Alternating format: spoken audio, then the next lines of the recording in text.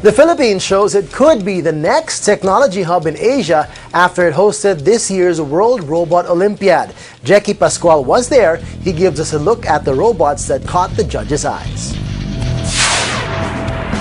For the first time, young robot enthusiasts from all over the world gathered here in Manila for the 2010 World Robot Olympiad. Over 1,000 elementary and high school students took part in the prestigious event, which had the theme of Robots Promote Tourism.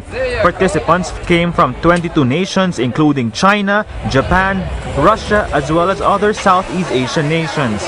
The students used their creativity and knowledge to create their own robots. There was even a competition of robots playing soccer and robots playing Pinoy games such as Tumbang Preso and Palo Sebo. Mylene Abiva, project director of the WRO, says the Olympiad will highlight the country as an emerging technology hub in the region. We noticed that the developed countries have started promoting engineering or science and technology at a very young age, and this is our purpose, is to have more engineers who are critical thinkers and who will help our country be more progressive.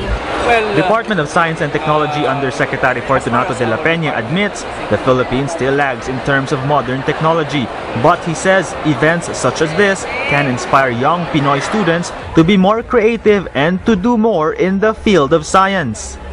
Up to now, we are still lagging behind in terms of performance in science, mathematics, and technology, and we have to do something about it. So when the opportunity comes like this, and if the local officials are supportive, then it is very good for them to join these competitions. Rather than engage in games that are not educational, I think this one challenges them to be very creative, to be problem solvers, and to really be prepared to meet challenges. The country won 2 golds as well as other special awards during Sunday's WRO awarding ceremony.